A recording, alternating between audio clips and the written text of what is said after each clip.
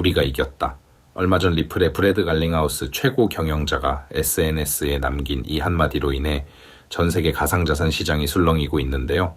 수년간의 규제 터널이 드디어 끝났다며 환호하고 있지만 냉정한 시장 분석가의 제 눈에는 이 말이 마냥 반갑기보다는 오히려 불길하고 무서운 경고 신호로 다가왔거든요.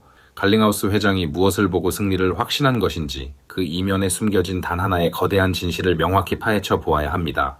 이 거대한 사건의 시작은 도널드 트럼프 전 대통령이 자신의 소셜미디어에 올린 짧은 글 한 줄이었습니다.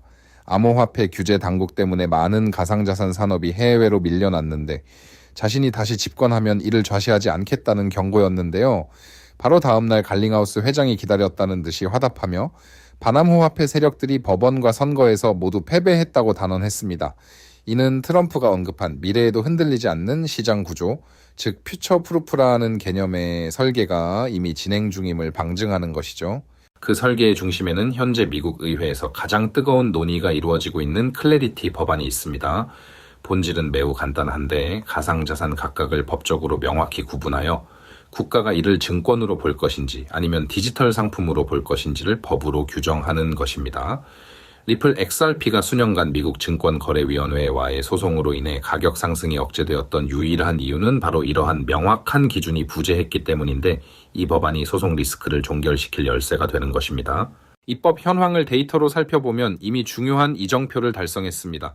클래리티 법안은 2025년 7월 미국 하원에서 찬성 294표 대 반대 134표라는 압도적인 표차로 이미 통과된 상태입니다.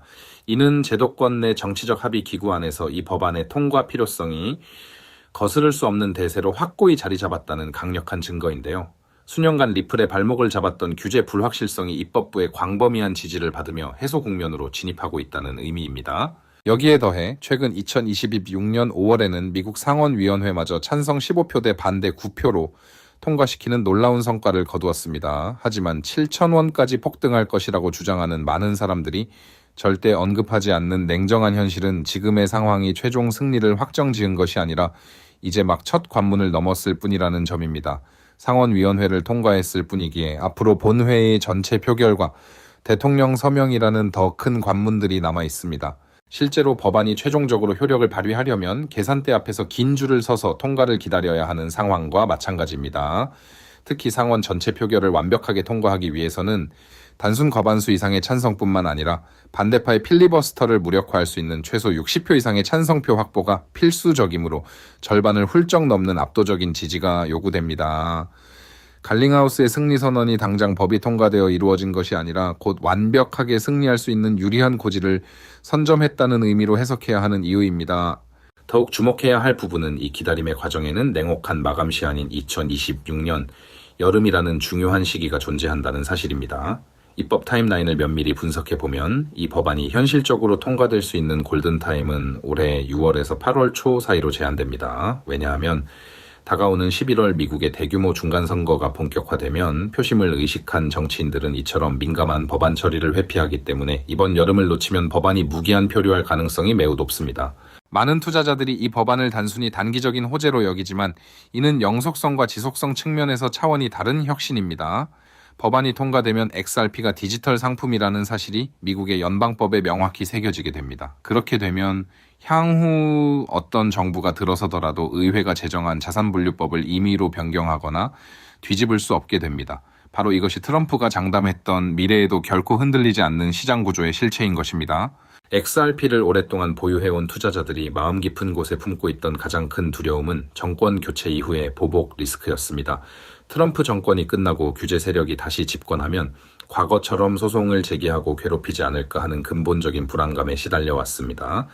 클래리티 법안은 가격의 일시적인 등락을 넘어 이러한 제도적인 불안감을 근본적으로 해소하고 시장의 판 자체를 영구적으로 고정시키는 결정적인 방파제 역할을 하게 됩니다. 하지만 우리는 이 위대한 여정 속에서도 절대 간과해서는 안 될 냉정한 시장의 리스크를 직시해야 합니다. 소문에 사서 뉴스에 파는 자산시장의 오랜 역사적 패턴은 결코 무시할 수 없습니다. 법안 통과 직전 기대감이 최고조에 달할 때 대중의 맹목적인 환호에 휩쓸려 고점에서 매수하는 실수를 범해서는 안 됩니다. 갈링하우스의 승리 선언을 단순한 가격 폭등 신호로 해석하기보다는 철저하게 타이밍을 계산하는 냉철한 시각을 유지해야 합니다. 최근 일부 유튜버들이 주장하는 7,000원 폭등 시나리오는 이번 여름 내에 법안이 무사히 통과되고 그 과정에서 비트코인이 시장의 중심을 굳건히 지지한다는 가정해 성립되는 가상의 목표치일 뿐입니다. 확정된 미래가 아니므로 맹목적인 장밋빛 환상에 빠져 무리한 투자를 감행하는 것은 매우 위험합니다. 입법 타임라인의 현실적인 진행 여부와 거시적인 자금 유동성의 구조적 변화를 먼저 분석하는 안목이 필요합니다.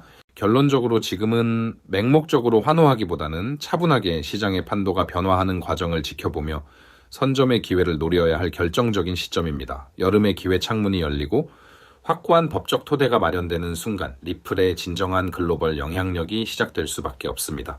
구조의 변화를 읽고 기회를 포착하는 현명한 투자자만이 다가올 부의 거대한 흐름을 온전히 누리게 될 것입니다. 결국 행동하는 사람만이 원하는 미래를 쟁취할 수 있습니다. 오늘 준비한 소식은 여기까지입니다. 여러분의 성장을 가속할 다음 비결을 놓치지 않으려면 구독과 좋아요, 알림 설정까지 부탁드리며 지금 바로 여러분의 첫걸음을 시작하시기를 응원하며 이만 인사드리겠습니다. 감사합니다.